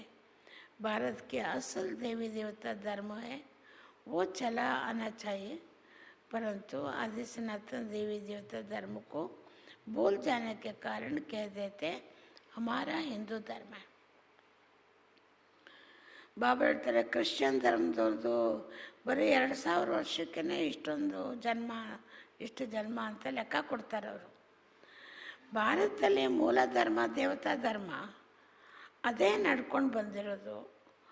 ಆದರೆ ಅದನ್ನು ಮರ್ತೋಗಿದ್ದಾರೆ, ನಾವು ದೇವತೆಗಳೇ ಅನ್ನೋದು ಮರ್ತೋಗ್ಬಿಟ್ಟು ತಮ್ಮನ್ನು ತಾವು ಹಿಂದೂ ಧರ್ಮ ಅಂತ ಹೇಳ್ಕೊಳ್ತಾರೆ. ಭಾರತ ಕಿತ್ನಾ ऊंचा. आदि सनातन देवी देवता धर्म तो विष्णुपुरी थे, अब है रावणपुरी. ಭಾರತ ಎಷ್ಟು ಶ್ರೇಷ್ಠವಾಗಿತ್ತು. ಆದಿ ಸನಾತನ ದೇವಿ ದೇವತಾ ಧರ್ಮ ಆಗಿತ್ತು, ವಿಷ್ಣುಪುರಿ ಆಗಿತ್ತು, ಇವತ್ತು ರಾವಣನ ಪುರಿ ಆಗಿದೆ. वही देवी देवता 84 जन्म के बाद क्या बन गए. ವಿಷ್ಣುಪುರಿಯಲ್ಲಿದ್ದಂಥ ದೇವಿ ದೇವತೆಗಳನ್ನೇ 84 ಜನ್ಮ ಪಡೆದ ಮೇಲೆ ನೋಡಿ ಇವತ್ತೇನಾಗ್ಬಿಟ್ರು. देवताओं को वैश्विक समझ, अपने को विशेष समझ उनकी पूजा करते. ಇವತ್ತಿನ ಮನುಷ್ಯ ಸ್ಥಿತಿ ಏನಾಗ್ಬಿಡ್ತು ಅಂದರೆ, ದೇವತೆಗಳು ಮಾತ್ರ ನೀವು ನಿರ್ವಿಕಾರಿಗಳು ಪೂಜ್ಯರು ಅಂಥೇಳಿ ತಮ್ಮನ್ನು ತಾವು ನಾವು ವಿಕಾರಿಗಳು ಪಾಪಿಗಳು ಕಪಟಿಗಳು ಅಂತ ಹೇಳ್ಕೊಳ್ತಾರೆ. सतयुग में भारत वैसे था, नई दुनिया थी जिसको नया भारत कहते थे. ಸತ್ಯುಗದಲ್ಲಿ ಭಾರತ ನಿರ್ವಿಕಾರಿಯಾಗಿತ್ತು, ಹೊಸ ಪ್ರಪಂಚ ಆಗಿತ್ತು, ಅದನ್ನೇ ನವ ಭಾರತ ಅಂತ ಹೇಳಾಗ್ತಿತ್ತು. ಯೇ ಪುರಾಣ ಭಾರತ. ನಯಾ ಭಾರತ ಕ್ಯಾ ಥಾ, ಪುರಾಣ ಭಾರತ ಕ್ಯಾ ಹೈ. ಭಾರತ नई दुनिया में भारत ही तो नया था, अब पुरानी दुनिया में भारत ही पुराना है. ಹೊಸ ಭಾರತ ಹೇಗಿತ್ತು, ಹಳೆ ಭಾರತ ಹೇಗಿದೆ? ಹೊಸ ಭಾರತದ ಪ್ರಪಂಚದಲ್ಲೂ ಭಾರತ ಹೊಸದಾಗೇ ಇತ್ತು, ಹಳೆ ಪ್ರಪಂಚದಲ್ಲಿ ಭಾರತ ಹಳೇದಾಗಿದೆ. ಕ್ಯಾ ಗತಿ ಹೋಗೈಯ? ಇವತ್ತು ಎಂಥ ಸ್ಥಿತಿ ಬಂದ್ಬಿಡ್ತು ಭಾರತದ್ದು. ಭಾರತ ही ಸ್ವರ್ಗ था अभी नरक हो गया. ಎಂಥ ಸ್ಥಿತಿ ಅಂದರೆ, ಯಾವ ಭಾರತ ಸ್ವರ್ಗ ಆಗಿತ್ತು ಅದಿವತ್ತು ನರಕ ಆಗ್ಬಿಟ್ಟಿದೆ. भारत मोस्ट सॉल्वेंट था, भारत ही मोस्ट इंसॉल्वेंट है, सबसे भीख मांग रहे हैं. ಭಾರತ ಅತುಳ ಧನ ಸಂಪತ್ತು ಭರಿತ ಆಗಿತ್ತು, ಅತುಳ ಸಂಪತ್ತು ಭರಿತವಾಗಿತ್ತು, ಲೆಕ್ಕವಿಲ್ಲದಷ್ಟಿತ್ತು. ಅದಿವತ್ತು ಸಂಪೂರ್ಣ ಕಂಗಾಲ ಆಗ್ಬಿಟ್ಟಿದೆ. ಎಲ್ಲರ ಹತ್ರ ಸಾಲ ಬೇಡ್ತಾರೆ. ಇವಾಗ ಇಷ್ಟೊಂದು ಬಾಂಬ್ಸ್ಗಳೆಲ್ಲ ತಗೊಳ್ತಾರಲ್ಲ ದೇಶದ ರಕ್ಷಣೆಗೆ ಅಂತ, ಇದೆಲ್ಲ ಸಾಲ ತಾನೆ. ಸಾಲ ತಗೊಂಡು ಆಮೇಲೆ ತಾನೇ ತೀರಿಸ್ತಾರೆ. ಪ್ರಜಾ ಮೇ ಬಿ ಭೀಕ್ ಮಾಂಗ್ತೆ. ಈ ಕರೋನಾ ಬಂದಾಗ ಏನು ಮಾಡಿದ್ರು, ದೇಶದ ಪ್ರಜೆಗಳಿಗೂ ಹೇಳಿದ್ರಲ್ವ, ಎಲ್ಲ ಪ್ರೈಮ್ ಮಿನಿಸ್ಟರ್ ಫಂಡಕ್ಕೆ ಕಳಿಸಿ, ಹೆಲ್ತ್ ಫಂಡಕ್ಕೆ ಕಳಿಸಿ ಅಂತ ಪ್ರಜೆಗಳ ಹತ್ರನೂ ಬೇಡ್ತಾರೆ. ये तो समझ की बात है ना. आज के देहाभिमान मनुष्य को थोड़ा पैसा मिला तो समझते, ಆದರೆ ಇವತ್ತಂತೂ ದೇಹಾಭಿಮಾನಿ ಮನುಷ್ಯರು, ಇವ್ರ ಹತ್ರ ಒಂದು ಸ್ವಲ್ಪ ಕೋಟಿಗಳು ದುಡ್ಡಿದ್ರೆ ಏನು ತಿಳ್ಕೊಳ್ತಾರೆ, ಹಮ್ ತೋ ಸ್ವರ್ಗ ಮೇ ಬೇಟೆ, ನಾವೇ ಸ್ವರ್ಗದಲ್ಲಿ ಕುಳಿತಿದ್ದೀವಿ ಅಂತ. ಸುಖಧಾಮ್ ಕೋ ಬಿಲ್ಕುಲ್ ಜಾನ್ತೆ ನಹೀ, ಕ್ಯೋಂಕಿ ಸ್ವರ್ಗ ಅಂದ್ರೇನು, ಸುಖಧಾಮ ಅಂದ್ರೆ ಏನು ಅನ್ನೋದೇ ಗೊತ್ತಿಲ್ಲ. ಯಾಕೆ? ಇಲ್ಲೇನೆ ಸ್ವಲ್ಪ ಹಣ ಸಂಪತ್ತಿದ್ರೆ ಇದನ್ನೇ ಸ್ವರ್ಗ ಅಂತ ತಿಳ್ಕೊಂಡ್ಬಿಡ್ತಾರೆ. ನಿಜವಾದ ಸ್ವರ್ಗದ ಜ್ಞಾನನೇ ಗೊತ್ತಿಲ್ಲ. ಯಾಕೆಂದರೆ ಪತ್ಥರ್ ಬುದ್ಧಿ, ಕಲ್ ಬುದ್ಧಿ. अब उन्हें पारस बुद्धि बनाने के लिए, ಈ ಕಲ್ ಬುದ್ಧಿ ಆಗಿರೋರಿಗೆ ಚಿನ್ನದ ಬುದ್ಧಿ ಮಾಡಬೇಕು, ಪಾರಸ ಬುದ್ಧಿಯನ್ನಾಗಿ ಮಾಡಬೇಕು ಅಂದರೆ ಏನು ಮಾಡೋದು ಮನೆಯಣ್ಣ? 7 दिन ಬಟ್ಟೆ ಮೇ ಬೈಟ್ನಾ ಪಡೆಯೋ ಬಿಟ್ಟಾವು. 7 ದಿವಸ ಬಟ್ಟೆ ಕೊಡಿಸ್ಬೇಕು. ಯಾರನ್ನ? ಕಲ್ ಬುದ್ಧಿಯವನ್ನ ಚಿನ್ನದ ಬುದ್ಧಿ ಮಾಡಲಿಕ್ಕೆ. BKSದು ಏನು ಕಲ್ ಬುದ್ಧಿ ಹೋಗಿದೆಯಾ? ಎಲ್ಲ ಪರ್ಸೆಂಟೇಜ್ ಚೂರು ಪಾರು ಹೋಗಿರ್ಬೇಕಷ್ಟೇ. ಎಲ್ಲ 100% ಕಲ್ ಬುದ್ಧಿ ಎಲ್ಲ ಹೋಗಿದೆ. ಅದರಿಂದ ಬಟ್ಟೆ ಮಾಡ್ತಾ ಇರಬೇಕು, ಬಟ್ಟೆ ಹೋಗೋಕ್ಕೆ ಕಲ್ ಬುದ್ಧಿ ಎಲ್ಲ. ಪತಿತ್ಕೋ ಯಹಾ ತೋ ಬಿಟಾ ನಹೀ ಸಕ್ತೆ. ಮಧುಬನ ಭೂಮಿಯಲ್ಲಿ ವಿಕಾರಿಗಳನ್ನ, ಪತಿತ್ರನ್ನ ಕೂರಿಸ್ಲಿಕ್ಕಾಗಲ್ಲ. यहाँ पावन नहीं रह सकते, पतितों को अलो नहीं कर सकते. ಅಲ್ಲಿ ಕೇವಲ ಪಾವನರಾಗಿರೋರು ಮಾತ್ರ ಹೋಗಬೇಕು, ಪತಿತರು ಹೋಗೋ ಹಂಗಿಲ್ಲ, ಅವನು ಸೇರ್ಸಂಗೆ ಇಲ್ಲ. ಆದರೂ ಇವತ್ತು ಎಷ್ಟೊಂದು ಜನ ಮೋಸ ಮಾಡಿಬಿಟ್ಟು ಹೊಟ್ಟೋಗ್ತಾರಲ್ಲ. तुम अभी पुरुषोत्तम संगम युग पर बैठे हो, जानते हो बाबा हमको ऐसा पुरुषोत्तम बनाते. ಈಗ ನೀವು ಪುರುಷೋತ್ತಮ ಸಂಗಮ ಯುಗದಲ್ಲಿ ಕುಳಿತಿದ್ದೀರಿ, ನಿಮಗೆ ಗೊತ್ತಿದೆ ಬಾಬಾ ನಮ್ಮನ್ನು ದೇವತೆ ಚಿತ್ರ ತೋರಿಸಿ ಅಂಥ ಪುರುಷೋತ್ತಮ ದೇವತೆಗಳನ್ನಾಗಿ ಮಾಡ್ತಿದ್ದಾರೆ. ये सच्चे सत्यनारायण की कथा है. सत्य बाप तुमको नरसे नारायण बनने की राज्य सिखला रहे. ಇದೇ ಸತ್ಯವಾದ ಸತ್ಯನಾರಾಯಣನ ಕಥೆ. ಸತ್ಯ ತಂದೆ ನಿಮಗೆ ಸತ್ಯನಾರಾಯಣ ಆಗುವಂಥ ರಾಜಯೋಗನ ಕಲಿಸ್ಕೊಡ್ತಾ ಇದ್ದಾರೆ. ज्ञान सिर्फ एक बाप के पास है, जिसको ज्ञान का सागर कहा जाता. ಜ್ಞಾನ ಇರೋದು ಕೇವಲ ಒಬ್ಬ ತಂದೆ ಬಳಿ, ಅವರನ್ನೇ ಜ್ಞಾನ ಸಾಗರ ಅಂತ ಹೇಳೋದು. ಶಾಂತಿ का सागर, पवित्रता का सागर, ये उस एक की महिमा है.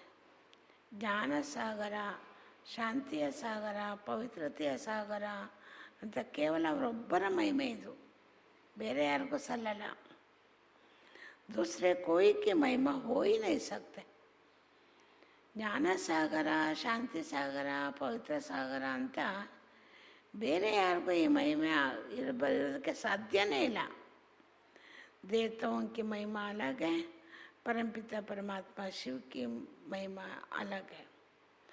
ದೇವತೆಗಳ ಮಹಿಮೆನೇ ಬೇರೆ, परमात्मा ಶಿವನ ಮಹಿಮೆನೇ ಬೇರೆ. वो है बाप, कृष्ण को बाप नहीं कहेंगे. अब भगवान कौन ठहरा? ಪರಂಪಿತ ಪರಮಾತ್ಮ ಶಿವ ತಂದೆ ಆಗಿದ್ದಾರೆ. ಕೃಷ್ಣನೇನು ತಂದೆ ಅಂತ ಕರೆಯಲಾಗಲ್ಲ. ಕೃಷ್ಣನ ತಂದೆ ಅಂತ ಕರೆಯಲಾಗಲ್ಲ ಅಂದಮೇಲೆ ಅವನು ಭಗವಂತ ಹೇಗಾಗ್ಲಿಕ್ಕೆ ಸಾಧ್ಯ? ಅಭಿ ತೋ ಭಾರತವಾಸಿ ಮನುಷ್ಯಕ್ಕೂ ಪತಾ ನೈ. ಆದರೆ ಇದು ಭಾರತವಾಸಿ ಮನುಷ್ಯರಿಗೆ ಗೊತ್ತಿಲ್ಲ. ಮನುಷ್ಯರಿಗೆ ಎಷ್ಟು ಕನ್ಫ್ಯೂಸು.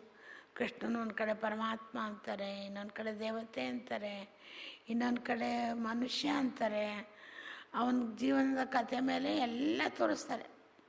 ಅವನ ಪಾಪ ಮಾಡೋದು ತೋರಿಸ್ತಾರೆ, ಮೋಸ ಮಾಡೋದು ತೋರಿಸ್ತಾರೆ. ಆಮೇಲೆ ಅವನೇ ಪರಮಾತ್ಮ ಅಂತ ಅದ್ರ ಸ್ವರೂಪನೂ ತೋರಿಸ್ತಾರೆ. ಮನುಷ್ಯರಿಗೆಲ್ಲಿ ಸತ್ಯ ಅರಿವಿದೆ. ಆ ಭಗವಾನ್ ಕೌಂಟೇರ. ಕೃಷ್ಣನಂತೂ ಭಗವಂತ ಅಂತ ಹೇಳೋಕ್ಕಾಗಲ್ಲ. ಈಗ ಭಗವಂತ ಯಾರು?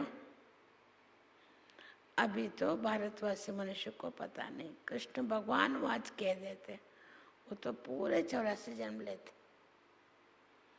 ಭಾರತವಾಸಿ ಮನುಷ್ಯರಿಗೆ ಗೊತ್ತಿಲ್ಲ.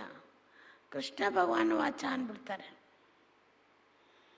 ಯಾವ ಕೃಷ್ಣ ಪೂರ್ಣ 84 ಜನ್ಮ ಪಡಿತಾನೆ ಅವನಿಗೆ ಭಗವಾನ್ ವಾಚ ಅಂದ್ಬಿಡ್ತಾರೆ. सूर्यवंशी सो, चंद्रवंशी, वैश्यवंशी, शूद्रवंशी. मनुष्य हंसों का अर्थ भी समझते नहीं. कृष्ण ने सूर्यवंशದಲ್ಲಿ ಬಂದವನು ಕ್ಷತ್ರಿಯ ವಂಶಕ್ಕೆ ಚಂದ್ರವಂಶಕ್ಕೆ ಬರ್ತಾನೆ, ವೈಶ್ಯವಂಶಕ್ಕೆ ಬರ್ತಾನೆ, ಶೂದ್ರವಂಶಕ್ಕೆ ಬರ್ತಾನೆ. ಈ ಹಂಸೋ ಸೋ ಅನ್ನೋ ಅರ್ಥನೂ ಕೂಡ ಮನುಷ್ಯರಿಗೆ ಗೊತ್ತಿಲ್ಲ. ಅವರ ಆತ್ಮನೇ ಪರಮಾತ್ಮ, ಪರಮಾತ್ಮನೇ ಆತ್ಮ ಅಂತ ತಿಳ್ಕೊಂಡ್ಬಿಡ್ತಾರೆ. हम आत्मा स्व परमात्मा कह देते. कितना रंग है. ನಾವು ಆತ್ಮಗಳೇ ಪರಮಾತ್ಮ ಅಂತ ಹೇಳ್ಬಿಡ್ತಾರಲ್ಲ, ಎಷ್ಟೊಂದು ತಪ್ಪಲ್ವಾ? अभी तुम समझते हो कि भारत की चढ़ती कला और उतरती कला कैसे होती. ಈಗ ನಿಮ್ಗೆ ಗೊತ್ತು ಭಾರತದ ಉತ್ಥಾನ ಮತ್ತು ಪತನ ಹೇಗಾಗುತ್ತೆ ಅಂತ.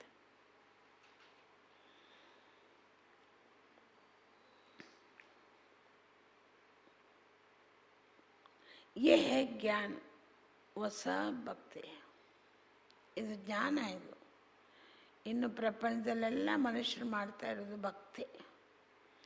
सतयुग में सब पावन थे. राजा रानी का राज्य चलता था. वहाँ वजीर भी नहीं होता था, क्योंकि राजा रानी खुद ही मालिक है. ಸತ್ಯುಗದಲ್ಲಿ ಎಲ್ಲರೂ ಪಾವನರಾಗಿದ್ದರು. ಅಲ್ಲಿ ರಾಜ ರಾಣಿನೇ ರಾಜ್ಯಭಾರ ಮಾಡ್ತಿದ್ರು. ಅಲ್ಲಿ ಯಾರೂ ಮಂತ್ರಿಗಳಿರಲಿಲ್ಲ. ಏಕೆಂದರೆ ರಾಜರಾಣಿನೇ ಸ್ವಯಂ ಮಾಲೀಕರಾಗಿರ್ತಿದ್ರು. ಬಾಪ್ ಸೆ ಪೂರ ವಸಲಿ ಅವು.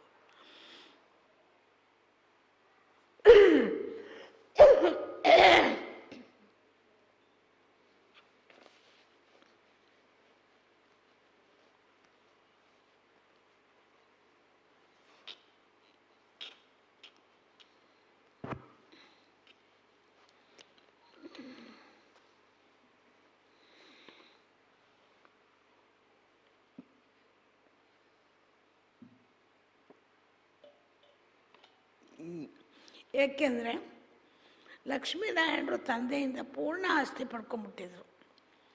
ಅದರಿಂದ ಅವ್ರಿಗೆ ಅಷ್ಟೊಂದು ಬುದ್ಧಿ ಇತ್ತು. उनमें अक्ल है. लक्ष्मीनारायण को कोई को राय लेने की दरकार नहीं है.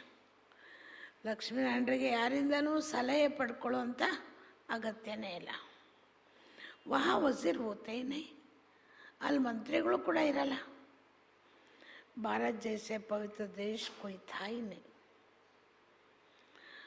ಭಾರತದಂಥ ಪವಿತ್ರ ದೇಶ ಬೇರೆ ಯಾವ ದೇಶನೂ ಇಲ್ಲ.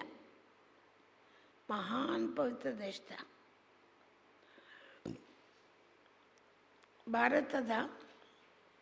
ಭಾರತ ದೇಶ ಬಹಳ ಶ್ರೇಷ್ಠವಾದಂಥ ಪವಿತ್ರ ದೇಶ. ಇದು ನಾಮೇ. ಆ ಪವಿತ್ರ ದೇಶದ ನಾಮನೇ ಏನಂತ? ಸ್ವರ್ಗ. ಅಭಿ ಹೇ ನರ್ಕ. ಅದ್ರ ಹೆಸರೇ ಸ್ವರ್ಗ ಅಂತ. ಇವತ್ತು ನರ್ಕ ಆಗ್ಬಿಟ್ಟಿದೆ. ನರ್ಕ ಸೇ ಫಿರ್ ಸ್ವರ್ಗ ಬಾಪೆ ಬನಾಯೇಗ. ನರ್ಕದಿಂದ ಸ್ವರ್ಗ ಮಾಡೋನು ತಂದೆನೆ. ಅಚ್ಚ मीठे मीठे सिखिलदे बच्चों प्रति माता पिता बाप दादा का याद प्यार और गुड मॉर्निंग. रूहानी बाप की रूहानी बच्चों को नमस्ते. रूहानी बच्चों की रूहानी बाप दादा को नमस्ते नमस्ते. ಯೋಗ್ಭವನವಾಸಿಗಳು ಮಾತ್ರ ಶಬ್ದ, ಉಳಿದವರೆಲ್ಲ ಮನಸ್ಸಲ್ಲಿ. ಮೌನ ಅಂದರೆ ಮೌನ. ಧಾರಣಾ ಕೆ ಲಿಯೇ ಮುಖ್ಯ ಸಾರ. ಧಾರಣೆಯ ಸಾರಾಂಶ ಇವತ್ತಿನ ಮುರಳಿದು 2 ಪಾಯಿಂಟು ಮರೆಯೋಂಗಿಲ್ಲ. ಒಂದು, ಏಕ್ ಬಾಪ್ ಕಿ ಸುಮತ್ ಪರ್ ಚಲ್ಕರ್ ಮನುಷ್ಯ ಸೇ ದೇವತಾ ಬನ್ನ. ಒಬ್ಬ ತಂದೆಯ ಶ್ರೇಷ್ಠ ಮತದಂತೆ ನಡೆದು ಮನುಷ್ಯನಿಂದ ದೇವತೆಗಳಾಗಬೇಕು. ಸುಮತದಂತೆ. ಶ್ರೀಮತ ಹೇಳ್ತಿದ್ರು, ಇವತ್ತು ಸುಮತ ಅಂತ ಹೇಳ್ತಾರೆ. श्रेष्ठ मत. सत्य बाप से सत्यनारायण इस सुहावने संगम युग पर स्वयं को पुरुषोत्तम पारस बुद्धि बनाना है. ಒಬ್ಬ ತಂದೆಯಿಂದ ಸುಮತದಂತೆ ನಡೆದು, ಒಬ್ಬ ತಂದೆಯ ಸುಮತದಂತೆ ನಡೆದು ಮನುಷ್ಯನಿಂದ ದೇವತೆಗಳಾಗಬೇಕು. ಈ ಸುಂದರ ಸಂಗಮ ಯುಗದಲ್ಲಿ ಸ್ವಯಂನ ಪುರುಷೋತ್ತಮ ಪಾರಸ ಬುದ್ಧಿ ಉಳ್ಳವರನ್ನಾಗಿ ಮಾಡಿಕೊಳ್ಬೇಕು.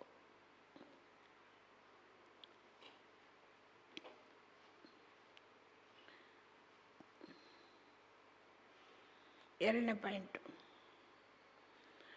7 रोज की भट्टी में बैठ पतित बुद्धि को पावन बुद्धि बनाना. 7 ದಿವಸ ಬಟ್ಟೆಯಲ್ಲಿ ಕುಳಿತು ಪತಿತ ಬುದ್ಧಿಯನ್ನು ಪಾವನ ಬುದ್ಧಿಯಾಗಿ ಮಾಡಿಕೊಳ್ಬೇಕು. सत्य बाप से सत्यनारायण की सच्ची कथा सुन नर से नारायण बना है. सत्य ತಂದೆಯಿಂದ ಸತ್ಯನಾರಾಯಣನ ಸತ್ಯ ಕಥೆ ಕೇಳಿ ನರನಿಂದ ನಾರಾಯಣ ಆಗಬೇಕು. वरदान.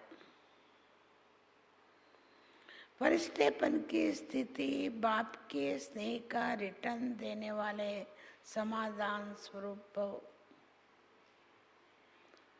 फरिश्ता स्थिति ಅಥವಾ ಸೂಕ್ಷ್ಮ ದೇವತಾ ಸ್ಥಿತಿ ಮೂಲಕ ತಂದೆಗೆ ಸ್ನೇಹದ ರಿಟರ್ನ್ ಕೊಡುವಂತಹ ಸಮಾಧಾನ ಸ್ವರೂಪಿಗಳಾಗಿ,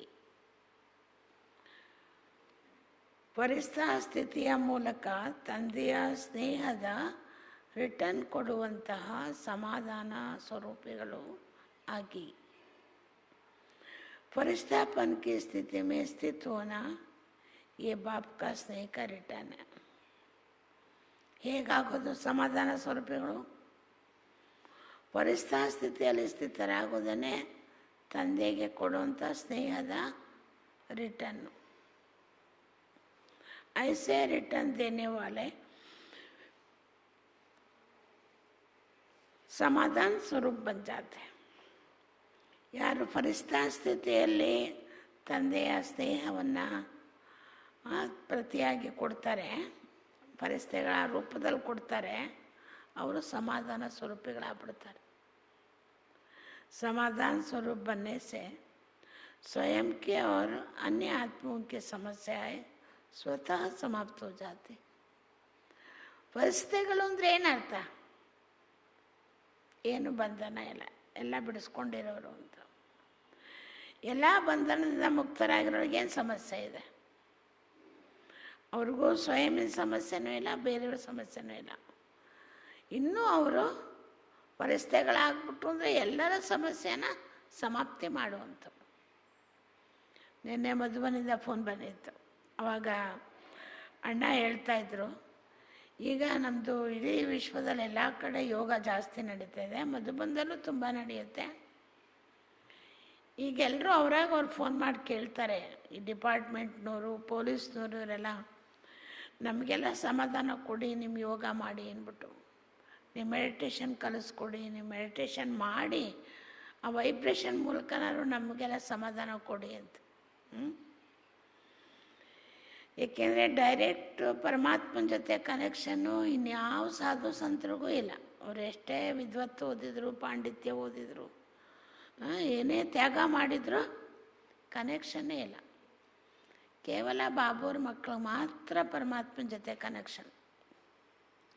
ಅದರಿಂದ ಪರಮಾತ್ಮನ ಜೊತೆ ಶಕ್ತಿ ಪಡೆಯುವಂಥ ಒಂದು ಭಾಗ್ಯ ನಮ್ಮದು, ಇನ್ಯಾರಿಗೂ ಇಲ್ಲ. ಇನ್ನೆಲ್ರಿಗೂ ಅವ್ರ ಬಗ್ಗೆನೂ ಗೊತ್ತಿಲ್ಲ, ಪರಮಾತ್ಮನ ಬಗ್ಗೆನೂ ಗೊತ್ತಿಲ್ಲ. ಎಲ್ಲಿಂದ ಈ ಭಾಗ್ಯ ಪಡ್ಕೊಳ್ಳೋಕೆ ಸಾಧ್ಯ? ಅದಕ್ಕೆ ನಾವು ಬಟ್ಟಿ ಮಾಡಿ ಯೋಗ ಮಾಡಿ, ಈ ಯೋಗದ ವೈಬ್ರೇಷನ್ನು ಎಲ್ಲ ಆತ್ಮಗಳ ದುಃಖ ದೂರ ಮಾಡಬೇಕು. ಅಶಾಂತಿ, ಸಮಸ್ಯೆ, ಭಯ ಬಟ್ಟಿ ಮಾಡೋ ಉದ್ದೇಶ ನಮ್ಮ ಉನ್ನತಿನೂ ಇದೆ. ಭಾಳ ಮುಖ್ಯವಾಗಿ ಇವತ್ತು ಪ್ರಪಂಚದ ಆತ್ಮಗಳ ಸಮಸ್ಯೆಯನ್ನು ಸಮಾಪ್ತಿ ಮಾಡುವಂಥದ್ದು, ಅದು ಮೂಲ. ಯಾಕೆಂದರೆ ಒಂದು ದಿವಸ ನಮ್ಮ ಸುತ್ತೂರು ಸ್ವಾಮೀಜಿಯವರು ಈ ಲಾಕ್ಡೌನಾದಾಗ ಫೋನ್ ಮಾಡಿದ್ರು. ಅವರು ಡೈರೆಕ್ಟಾಗಿ ಯಾವತ್ತೂ ಏನೇ ಸಮಾಚಾರ ಅಂದರೆ ಅವ್ರದ್ದೆಲ್ಲ ಪಿ ಎಗಳ ಮೂಲಕ ಮಾತಾಡಿಸ್ತಾರೆ. ಈ ಕರೋನಾ ಸಮಯದಲ್ಲಿ, ದಾದಿಗಳ ಸಮಯದಲ್ಲೆಲ್ಲ ಅವ್ರು ಡೈರೆಕ್ಟ್ ಮಾತಾಡ್ತಾರೆ. ಆವಾಗ ಅವ್ರು ಕೇಳಿದ್ರು, ಅಕ್ಕವ್ರೆ, ಲಕ್ಷ್ಮೀ ಅಕ್ಕವ್ರೆ, ನೀವೆಲ್ಲ ಏನು ಮಾಡ್ತಾಯಿದ್ದೀರಾ? ನಾವು ಹೇಳಿದ್ವಿ, ಸ್ವಾಮೀಜಿ ನಾವು ತಪಸ್ಸು ಮಾಡ್ತಾಯಿದ್ದೀವಿ ಎಲ್ಲ. ಈಗ ಕ್ವಾರಂಟೈನ್ ತಪಸ್ಸು, ಒಂದೊಂದು ರೂಮಲ್ಲಿ ಪೂರ್ಣ ಅವರು ರೂಮಿಂದ ಈಚೆ ಬರಲ್ಲ, ಆ ಥರ ತಪಸ್ಸು ಮಾಡ್ತಾಯಿದ್ದಾರೆ. ಓಹೋ, ತುಂಬ ಒಳ್ಳೇದು ಬಿಡಿ, ಅದೇ ಅವಶ್ಯಕತೆ ಇವತ್ತು, ತುಂಬ ಅವಶ್ಯಕತೆ ಅನಿಸುತ್ತೆ. ಆದರೆ ಯೋಗ ಮೆಡಿಟೇಷನ್ ಅಂದರೆ ಏನು ಅಂತ ಗೊತ್ತಿಲ್ಲ. ನಮ್ಮ ಬೆಟ್ಟದಿಂದ ಅಕ್ಕಂದಿರು ಅವಾಗೆಲ್ಲ ಕ್ವಾರಂಟೈನ್ ಒಂದು ಕಡೆಯಿಂದ ಇನ್ನೊಂದು ಕಡೆ ಹೋಗೋಕ್ಕೆ ಬಿಡ್ತಿರಲಿಲ್ಲ. ಬೆಟ್ಟದ ಪೊಲೀಸ್ನವರು ಕೆಳಗಡೆ ಬರಲಿಕ್ಕೆ ನಮ್ಮ ಅಕ್ಕಂದ್ರೆ ಬಿಡ್ತಾಯಿರಲಿಲ್ಲ. ಅವ್ರು ಹೇಳಿದ್ರು, ನಾವು ಕ್ವಾರಂಟೈನ್ ಹೋಗೋಕ್ಕೆ ಹೋಗ್ತಾಯಿದ್ದೀವಿ. ಕ್ವಾರಂಟೈನು ಏನಾಯಿತು ನಿಮಗೆ ಅಂತವ್ರು. ಕ್ವಾರಂಟೈನ್ ಅಂದ್ರೇನು? ಎಲ್ಲೋ ಕರೋನಾ ಬಂದ್ಬಿಟ್ಟಿದೆ ಅಂತ. ಇವರು ಆ ಕರೋನಾ ಕ್ವಾರಂಟೈನ್ ಅಲ್ಲ, ನಮ್ಮದು ಮೆಡಿಟೇಷನ್ ಕ್ವಾರಂಟೈನ್ಗೆ ಹೋಗ್ತಾಯಿದ್ದೀವಿ ಅಂತ. ಹೌದಾ, ಸರಿ ಸರಿ, ಹೋಗಿ ಅಂತ ಕಳಿಸ್ಕೊಟ್ರು. ಗೊತ್ತಲ್ಲ, ಬಾಬುರು ಯಾವ ರೀತಿ ಅನುಭವ ಮಾಡಿಸ್ತಾರೆ. ಬಾಬುವ್ರ ತಪಸ್ಸಿಗೆ ಎಲ್ಲೂ ವಿಘ್ನ ಹಾಕಲ್ಲ, ಯಾರೂ ವಿಘ್ನ ಹಾಕಲ್ಲ. ನಮ್ಮ ಮನಸ್ಸು ಸದೃಢವಾಗಿರಬೇಕು, ನಮಗೆ ಬಾಬುವ್ರ ಜೊತೆ ಪ್ರೀತಿ ಇರಬೇಕು. ನಾವು ಯೋಗ ಮಾಡ್ತೀವಿ ಅಂದರೆ ಲೌಕಿಕದವರು ಬಂದ ಸಲ, ಅಲೌಕಿಕದವರು ಬಂದ ಸಲ. ಈ ರುದ್ರಪ್ಪಣ್ಣವರಿಗೆ ಬರಬೇಡಿ ನೀವು, ಅಷ್ಟು ದೂರ ಕರೋನಾ ಗಿರೋಣ ತೊಗೊಬಂದ್ಬಿಟ್ಟಿರ, ಬೇಡ ಅಂತಂದೆ. ಅವರು ಇಲ್ಲ, ಅವ್ರಿಗೆ ಇವ್ರಿಗೆ ಯೋಗದ್ದು ವಾಸನೆ ತುಂಬ ಬೇಗ ಬಂದ್ಬಿಡುತ್ತೆ. ಅದು ಯಾವಾಗ ಬಂತ ಗೊತ್ತಿಲ್ಲ. ಫೋನ್ ಮಾಡಿದ್ರು, ಅಕ್ಕವರೇ ಬಟ್ಟೆ ನಡೀತಾ ಇದೆಯಾ ಅಂತ. ಹೆಂಗೆ ಗೊತ್ತಾಯಿತು? ಎಲ್ಲೋ ವಾಸನೆ ಹೋಯ್ತು. ಆಮೇಲೆ ಹೌದು ಅಣ್ಣವ್ರೆ, ನಡೀತಾ ಇದೆ, ಆದರೆ ಎಲ್ಲನೂ ಸೇರಿಸಲ್ಲ. ನಾವು ದೂರದವ್ರನ್ನ, ಬಿಸ್ನೆಸ್ ಮ್ಯಾನ್ಗಳನ್ನ ಎಲ್ಲ ಓಡಾಡೋನೆಲ್ಲ ಸೇರಿಸಲ್ಲ. ಏಕೆಂದರೆ ಇವಾಗ ತಾನೇ ಮೆಡ್ರಾಸಲ್ಲಿ ಬಾಬುರ ಒಬ್ಬರು ಹಿರಿಯ ಮಗು ಇದ್ದರು, ಕುಮಾರು. ಇಡೀ ಝೋನ್ಗೆ ಆಧಾರ, ಸುಂದರೇಶನ್ ಅಂತ. ಅವ್ರು ಬರೀ ಒಂದು ದಿವಸ ಬಿಸ್ನೆಸ್ಗೆ ಎಲ್ಲ ಹೋಗ್ಬಿಟ್ಟು ಕರೋನಾ ಹೊತ್ಕೊಂಬಂದ್ಬಿಟ್ರು. 4 ದಿವಸದಲ್ಲಿ ದೇಹ ಬಿಟ್ಬಿಟ್ರು. ಅದಕ್ಕೆ ಮಧುಬನಿನ ಡೈರೆಕ್ಷನ್ ಕೊಟ್ಟರು, ಯಾರನ್ನೂ ಸೇರಿಸ್ಬೇಡಿ, ಈ ಅಣ್ಣಂದಿರೆಲ್ಲ ವ್ಯಾಪಾರ ಕೊಟ್ಟೋಗ್ತಾರೆ, ಅಲ್ಲೆಲ್ಲ ಕರೋನಾ ಹತ್ಕೊಳ್ತಾರೆ, ಅವ್ರಿಗೂ ಹೇಳಿ ಎಲ್ಲೂ ಓಡಾಡಬೇಡಿ ಅಂದ್ಬಿಟ್ಟು. ಹೀಗೆ ಅದರಿಂದ ಅವ್ರಿಗೆ ಹೇಳ್ತಾಯಿದ್ದೆ, ನೋಡಿಯಪ್ಪ ಹಿಂಗೆಲ್ಲ ಆಗಿದೆ ಜೋಪಾನ. ಆಮೇಲೆ ನನಗೆ ಮಧು ಬಂದವ್ರು ಬೈಯೋಕ್ಕೆ ಶುರು ಮಾಡ್ತಾರೆ, ನೀನು ಇಲ್ಲದ್ದು ಮಾಡ್ತೀಯಮ್ಮ ಅಂದ್ಬಿಟ್ಟು. ಅದರಿಂದ ಎಲ್ಲರೂ ಅದೆಲ್ಲ ನಾವೆಲ್ಲೂ ಹೋಗಿಲ್ಲ, ಹೊರಗಡೆನೇ ಹೋಗಿಲ್ಲ, ಒಳಗಡೆನೇ ಇರ್ತೀವಿ. ನೀವು ಬರೋಂಗಿಲ್ಲ ರಾಜ್ಯ ಬಿಟ್ಟು ರಾಜ್ಯ ಅಂದರೆ ಆವಾಗ ನಾವು ವ್ಯಾಪಾರಿಗಳು ಬರ್ಬೋದು. ಏನೋ ಒಂದು ನೆಪ ಅಧಿಕಾರ, ಒಳಗಡೆ ಆಸೆ, ಬಾಬುವ್ರ ಮೇಲೆ ಪ್ರೀತಿ ಇರೋದ್ರಿಂದ ಇದೆಲ್ಲ ಸಹಜ ಮಾಡಿಕೊಂಡು ಬಟ್ಟಿಗೆ ಅಷ್ಟು ದೂರದಿಂದ ಇರಬಾರ್ದಕ್ಕೆ ಅವಕಾಶ. ಪ್ರೀತಿ ಬೇಕಷ್ಟೇ. ಬಾಬುವ್ರ ಮೇಲೆ ಸ್ನೇಹ ಇದ್ದರೆ ರಿಟರ್ನ್ ನಾವು ಪರಿಸರ ಸ್ವರೂಪಿಗಳಾಗಿ ಪ್ರಪಂಚದ ಸಮಾಧಾನ ಸಮಸ್ಯೆಗಳನ್ನೆಲ್ಲ समाप्ति ಮಾಡ್ಬೋದು. समाधान स्वरूप बनने से स्वयं की व अन्य आत्माओं की समस्याएं स्वतः समाप्त हो जाता. ನಾವು ಸ್ವಯಂ ಸಮಾಧಾನ ಸ್ವರೂಪಿಗಳಾದರೆ ನಮ್ಮ ಸ್ವಯಂನ ಸಮಸ್ಯೆ ಮತ್ತು ಅನ್ಯ ಆತ್ಮಗಳ ಸಮಸ್ಯೆ ತಾನಾಗಿಯೇ ಸಮಾಪ್ತಿ ಆಗ್ಬಿಡುತ್ತೆ. जो अब ऐसी सेवा करने का समय है, लेने के साथ देने का समय. ಇದು ಈಗ ಇಂಥ ಸೇವೆ ಮಾಡೋ ಸಮಯ. ಇದು ಬಾಬುರಿಂದ ಸೇವೆ ತಗೊಳ್ಳೋದು ಮತ್ತು ಆತ್ಮಗಳಿಗೆ ಸೇವೆ ಮಾಡೋದು. इसलिए अब बाप समान उपकारी बन पुकार सुनकर अपने फरिश्ते रूप द्वारा उन आत्माओं के पास पहुँच जाओ. ಆದ್ದರಿಂದ ಈಗ ತಂದೆ ಸಮಾನ ಉಪಕಾರಿಗಳಾಗಿ ಎಲ್ಲರ ಕೂಗನ್ನು ಕೇಳ್ತಾ ನೀವು ಪರಿಸ್ಥಾ ರೂಪದಲ್ಲಿ ಎಲ್ಲ ಆತ್ಮಗಳ ಬಳಿ ತಲುಪಿಡಿ. ಅವ್ರ ಕಷ್ಟನ ನಿವಾರಣೆ ಮಾಡಲಿಕ್ಕೆ ಅವ್ರ ಬಳಿ ತಲುಪಿ. और समस्याओं से थकी हुई आत्माओं को थकावट से उतारो. ಪಾಪ ಎಲ್ಲ ಆತ್ಮಗಳು ಸಮಸ್ಯೆಗಳಲ್ಲಿ ಸುಸ್ತಾಗ್ಬಿಟ್ಟಿದ್ದಾರೆ. ಆ ಸುಸ್ತಾಗಿರೋಂಥ ಆತ್ಮಗಳನ್ನ ಆ ಸುಸ್ತಿಂದ ದೂರ ಮಾಡಿ. ಅದರಿಂದ ಇವತ್ತು ಬಾಬುರು ಸೋಮಾನ ಕೊಟ್ಬಿಟ್ರು. ಫರಿಸ್ತೆಗಳಾಗಿ ಫರಿಸ್ತಾ ಸ್ಥಿತಿಯ ಅನುಭವ ಮಾಡಿ. ನಿಮಗೆ ಬಾಬುರ ಮೇಲೆ ನಿಜವಾದ ಪ್ರೀತಿ ಇದ್ದರೆ ನೀವು ಪೂರ್ಣ ಹಗುರ ಆಗ್ಬಿಡಿ. ದೇಹದಿಂದನೂ ಹಗುರ ಆತ್ಮ ಅಂತ ತಿಳ್ಕೊಳ್ಳಿ, ಮತ್ತು ಮನಸ್ಸಿನಿಂದನೂ ಹಗುರ.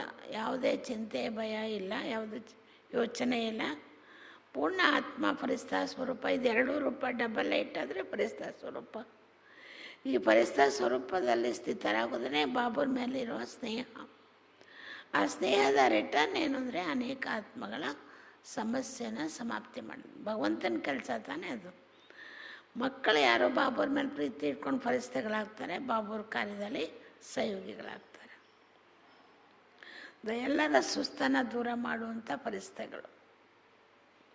ಸ್ಲೋಗನ್: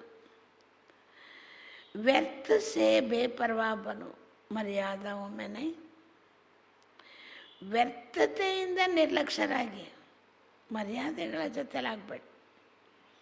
ಈಶ್ವರ್ಯ ಮರ್ಯಾದೆ ಏನಿದೆ ಅದರಲ್ಲಿ ಒಂದೊಂದು ಬಗ್ಗೆ ಸಂಕಲ್ಪದಲ್ಲಿ, ವಚನದಲ್ಲಿ, ಕರ್ಮದಲ್ಲಿ, ಸಂಬಂಧದಲ್ಲಿ, ಸಂಪರ್ಕದಲ್ಲಿ, ವ್ಯವಹಾರದಲ್ಲಿ, ಸಂಸಾರದಲ್ಲಿ ಎಲ್ಲ ಬಾಬುರೇಶ್ವರ್ಯ ಮರ್ಯಾದೆಗಳನ್ನ ಕಳಿಸ್ಕೊಟ್ಟಿದ್ದಾರೆ.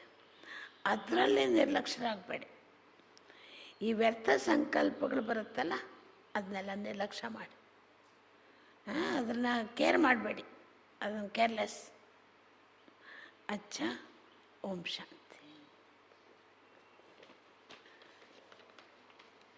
ನಾಳೆ ಭಾನುವಾರ, ಪ್ರತಿ ಭಾನುವಾರ